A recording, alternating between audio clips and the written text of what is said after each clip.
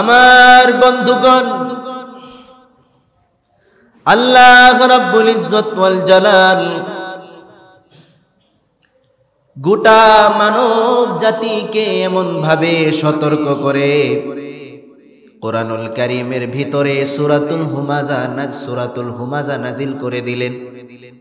নাজিল করে দিয়ে আল্লাহ সুন্দর করে মানুষকে জানায় দিলেন।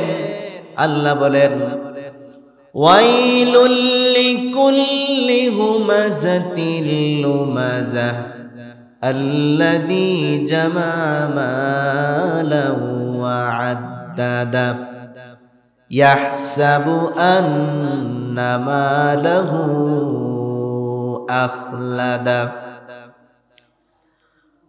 ওয়াইলুন, ধ্বংস হয়ে যাক, ধ্বংস ওই সমস্ত মানুষের জন্য, দুর্ভোগ ওই সমস্ত মানুষের জন্য, হুমাযাতিল লুমাযা, যারা নাকি মানুষকে সামনাসামনি ভাবে অপমান করবে আর মানুষদেরকে পিছনে পরনিন্দা করবে, মানুষের গীবত করবে, ওই সমস্ত মানুষের জন্য আল্লাহ রাব্বুল আলামিন ধ্বংস কামনা করলেন। জোরে বলেন নাউজুবিল্লাহ। এই যে ওয়াইল শব্দ, প্রথম দিক দিয়ে আল্লাহ ওয়াইল শব্দ ব্যবহার করলেন। এই ওয়াইলের বড় অনেক ব্যাখ্যা রয়েছে। ওয়াইলের একটা হলো ওয়াইল, এর অর্থ হলো ধ্বংস। ওয়াইল, আল্লাহ রাব্বুল আলামিন এই কথাটাকে কোরআনুল কারীমের বিভিন্ন জায়গার মধ্যে আল্লাহ তাআলা বর্ণনা করে দিলেন। আমার বন্ধুগণ, কোরআনের জায়গায় জায়গায় এই শব্দটাকে আল্লাহ বর্ণনা করলেন। যেমন আল্লাহ বলেন, ওয়াইলুল লিল মুকাদ্দিবিন, যারা মিথ্যা বলবে তারা ধ্বংস হয়ে যায়। ওয়াইলুল লিল মুতাফফিফিন, যারা মানুষদেরকে জিনিসপত্র বিক্রি করার সময় মাপ দেওয়ার বেলায় যখন উল্টা পাল্টা করবে, ওজনের মধ্যে যারা কমায় দিবে তারা ধ্বংস হয়ে যায়। ওয়াইলুন, আবার আল্লাহ তাআলা সূরাতুল মাউনের ভিতরে সুন্দর করে বলেন, ফাওয়াইলুল লিল মুসাল্লিন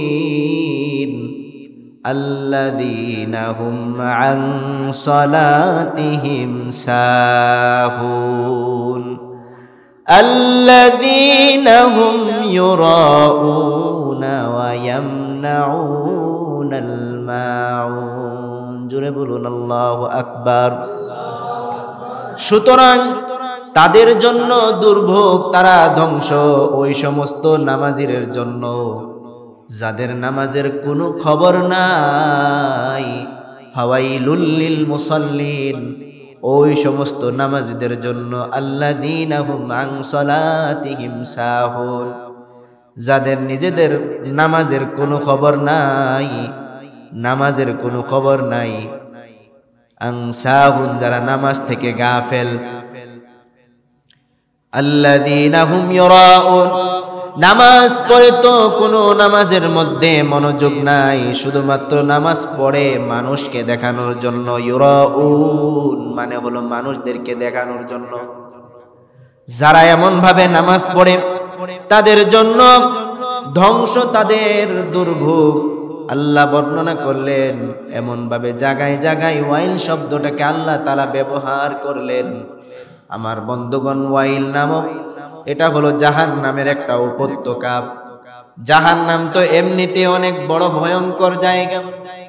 জাহান্নাম হলো কঠিন শাস্তির জায়গা, কিন্তু সেই জাহান্নামের আবার একটা উপত্যকা রয়েছে, ভয়ানক একটা উপত্যকা রয়েছে, সেটার নাম হলো ওয়াইল।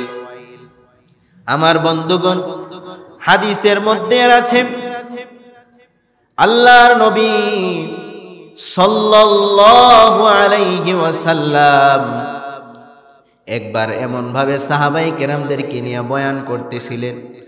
এমন সময় এমন একটা বিকট আওয়াজ আসলো, সমস্ত সাহাবায়ে কেরাম আঁতকে উঠলেন। তখন আল্লাহর নবী বলেন, ও আমার প্রাণের সাহাবীরা, তোমরা কি জানো এই আওয়াজটা, বিকট বিশাল আওয়াজটা তোমরা জানো এটা কিসের আওয়াজ? তখন সাহাবায়ে কেরাম বললেন, আল্লাহু ওয়া রাসূলুহু আ'লামু। ওগো প্রাণের নবী, আপনি আপনার আল্লাহ ভালো জানেন। সাহাবায়ে কেরামের আদব ছিল, কোনো জিনিস যদিও জানতো তখন এরপরেও তারা সরাসরি কোনো উত্তর দিত না, বরং আল্লাহর নবীকে বলতেন আল্লাহু ওয়া রাসূলুহু আ'লামু, আল্লাহ এবং আল্লাহর নবী ভালো জানেন। তারপরে নবী বলেন, শোনো এটা কিসের আওয়াজ? জাহান্নামের মুখের মধ্যে আজ থেকে প্রায় ৭০,০০০ বছর আগে বিশাল বড় ধরনের একটা পাথরকে নিক্ষেপ করা হলো। এই পাথরটা ৭০,০০০ বছর পর্যন্ত নিচের দিকে যাচ্ছেই তো যাচ্ছেই। আজকে ৭০,০০০ বছর শেষ হয়ে গেল, ওই পাথরটাও নিচের দিকে নামতে নামতে জাহান্নামের অতল গভীরের মধ্যে পৌঁছেছে। এটা যে ধপাস করে পড়ে গিয়েছে, এই পাথরের আওয়াজটা যেই জায়গার মধ্যে হয়েছে এটাই হলো জাহান্নামের ওয়াইল নামক জায়গা। আমার বন্ধুগণ, হিসাব করে দেখেন, ৭০,০০০ বছর পর্যন্ত শুধুমাত্র এই পাথর নিচের দিকে যাইতে যাইতে ৭০,০০০ বছর পর্যন্ত পার হয়ে গেল। চিন্তা করার বিষয় হলো কত বড় গভীর এটা জায়গা। এই জায়গার মধ্যে মানুষকে যদি ছেড়ে দেওয়া হয়, মানুষকে আর কোনো বিশ্রাম পাওয়া যাবে নাকি? আমার বন্ধুগণ, চিন্তা করে দেখেন কত বড় গভীর।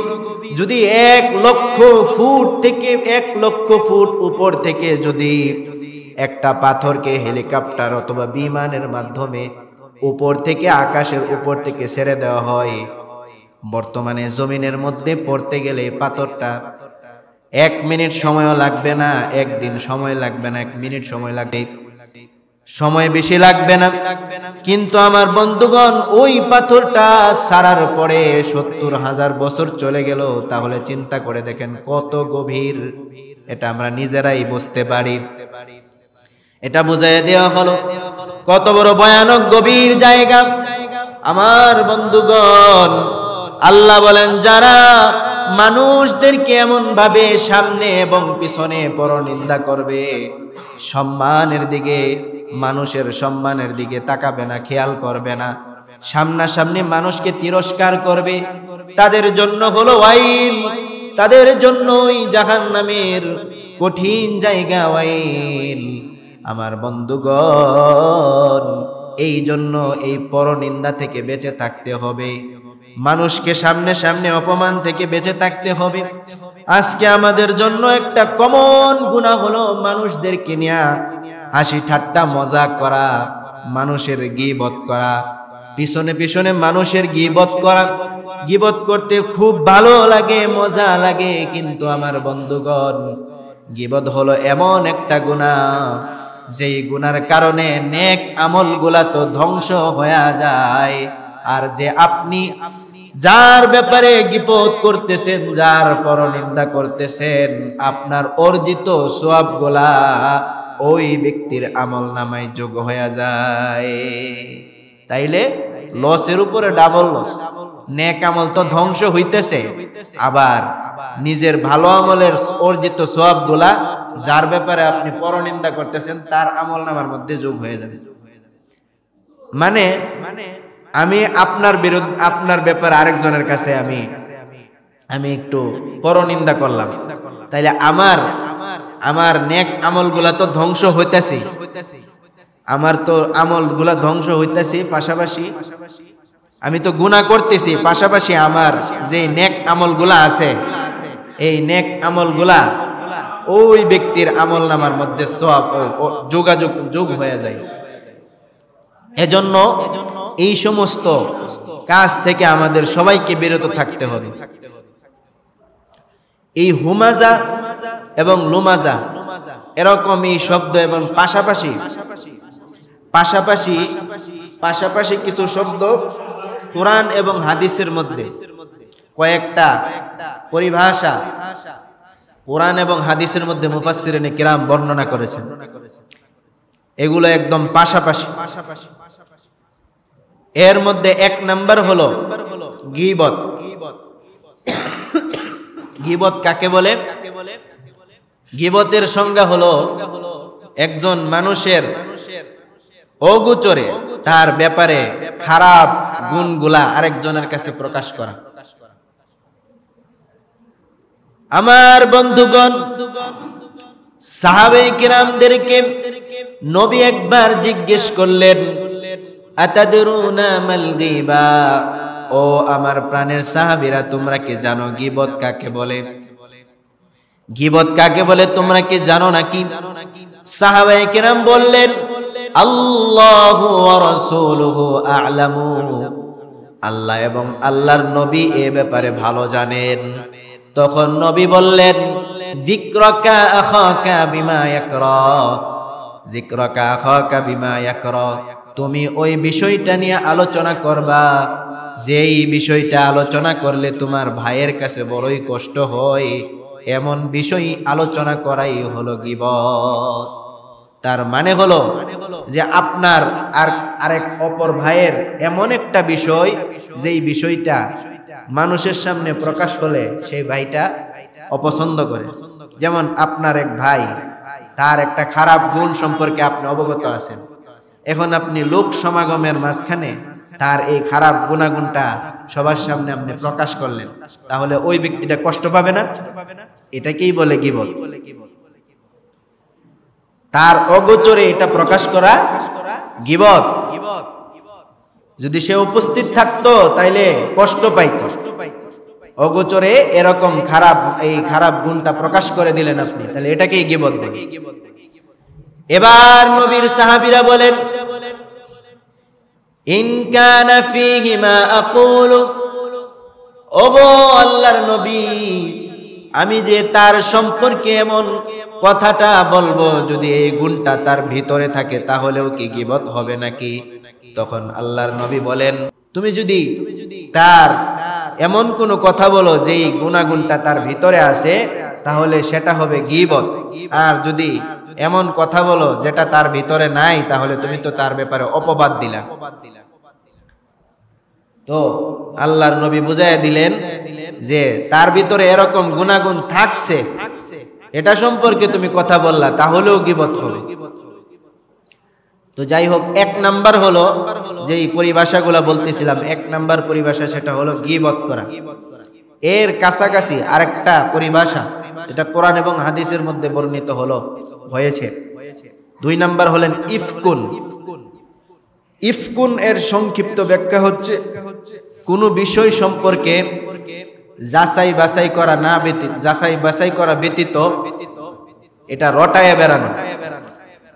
আপনি একটা কথা শুনছেন, তার ব্যাপারে যে অমুক গ্রামের মানুষটা আছে না, এরকম একটা বাটপারি কাজ করছে, আপনি শুনছেন, শোনার পরে এই বিষয়টা আপনি যাচাই করছেন না দ্বিতীয়বার, প্রথমবার তার মুখ থেকে শোনার পরেই আপনি সবার সামনে গিয়ে এটা সারা বাজারের মধ্যে আপনি এটা ছড়াইয়া দিলেন যে ওইটা তো গাছের থেকে চুরি করে লাইছে। এইরকম যাচাই বাছাই ছাড়া কোনো কথা শোনার পর এটা ছড়াইয়া বেড়ানো, এটাকে বলে ইফকুন। এটা করা যাবে না। আল্লাহর নবী সাল্লাল্লাহু আলাইহি ওয়াসাল্লাম হাদিসের মধ্যে বলেন যে কোনো ব্যক্তি মিথ্যাবাদী হওয়ার জন্য এতটুকুই যথেষ্ট যে একটা কথা শোনার পর এটা বলে বেড়ানো, এজন্য এরকম করা যাবে না। সংক্ষিপ্তভাবে বলতেছি, দ্বিতীয় নাম্বার হলো ইফকুন, তৃতীয় নাম্বার হলো বুহতানুন। বুহতানুন মানে অপবাদ দেওয়া। অপবাদ দেওয়া কিরকম? যেমন কোনো ভাইয়ের সাথে আপনার কিঞ্চিত পরিমাণ শত্রুতা আছে, শত্রুতা থাকার কারণে আপনি তার ব্যাপারে আপনি একটা এমন জিনিস বানাইছেন, বানোয়াট ভাবে, একবারে মিথ্যা বানোয়াট একটা অপবাদ তার ব্যাপারে আপনি ছড়াইয়া দিয়েছেন। আসলে এই গুণ তার ভিতরে নাই। সাপোজ আপনার এক ভাই, তার বিরুদ্ধে আপনি তার ব্যাপারে মানুষের কাছে বইলা বেড়াইতেছে যে এই লোকটা আছে না আসলে চুরি করে, এই লোকটা তো খারাপ লোক, এই লোকটা তো এই হ্যান তেন এরকম ভাবে, আসলে কিন্তু মানুষটা অনেক ভালো, এইরকম ভাবে বইলা বেড়ানো, এটাকে বলে বুহতানুন, অপবাদ দেওয়া। এটা করারও অনুমতি নাই। এরপরে হলো বুহতানুনের পরে হলো নামিমাতুন। নামিমাতুন এ ব্যাপারে আমরা বহুত এক্সপার্ট। আমরা সবকিছু বানায়া বানোয়াট ভাবে মানুষের সামনে প্রকাশ করতে গিয়ে মানুষের কাছে এগুলা বর্ণনা করতে বড় শান্তি লাগে আমাদের। তো নামিমাতুনের সংক্ষিপ্ত ব্যাখ্যা হচ্ছে, নামিমাতুন বলা হয় চুগুল ঘুরি করা। এদিক দিয়েও আমরা অনেক এক্সপার্ট। চুগুল ঘুরি করা, একজনেরটা আরেকজনের কাছে লাগাই দেওয়া, এই লাগানোর ব্যাপারে আমরা অনেক এক্সপার্ট। একজনের কথা আরেকজনের কাছে, আব্দুল্লাহর কথা আব্দুর রহিমের কাছে, আব্দুর রহিমের কথা আব্দুল্লাহর কাছে গিয়া এইভাবে কানেকশন করতে আমরা বহুত এক্সপার্ট। এইভাবে কথা এক জায়গার কথা আরেক জায়গায় লাগাই দেওয়া এবং এটার সাথে ক্ষতি সাধন করা উদ্দেশ্য যেটাকে হয়, মানে তার ক্ষতি সাধন করা উদ্দেশ্য, তাহলে এটাকে বলা হয় নামিমাতুন। এটাও নিষেধ, এটাও করা যাবে না। এরপরে হলো হুমাজা এবং লুমাজা। হুমাজা এবং লুমাজা মানে হলো সামনাসামনি একজন মানুষের অপমান করা এবং পিছনে আরেকজন মানুষের পরনিন্দা করা। সামনাসামনি অপমান করার বিষয়ে আল্লাহর নবী সাল্লাল্লাহু আলাইহি ওয়াসাল্লাম কঠিন ধিক্কার জানাইছেন। একজন মানুষের সম্মান অযথাই আপনি নষ্ট করে দিলেন, একজন মানুষের সম্মান, এটার জন্য আল্লাহ তাআলার কাছে জবাবদিহি করতে হবে। তার কোনো দোষ নাই, আপনি আজকে আপনার কাছে শক্তি আছে বলে আপনি একজন মানুষের সম্মান বোধ আপনি নষ্ট করলেন। আমার বন্ধুগণ, আল্লাহর হাবিব সাল্লাল্লাহু আলাইহি ওয়াসাল্লাম বলেন, যারা নাকি সুদ খাবে, সুদের 70 রকমের গুনাহ রয়েছে, এর মধ্যে সবচাইতে নিম্ন স্তরের গুনাহ হলো মাত্র 37 বার মায়ের সাথে গুনাহ করলে, যেই রকম মায়ের সাথে জিনা ব্যভিচারে লিপ্ত হয়ে গেলে যেই গুনাহ আমলনামার মধ্যে যোগ হওয়ার কথা, এই রকম গুনাহ তার আমলনামার মধ্যে যোগ হয়ে যায়। জোরে বলেন নাউজুবিল্লাহ।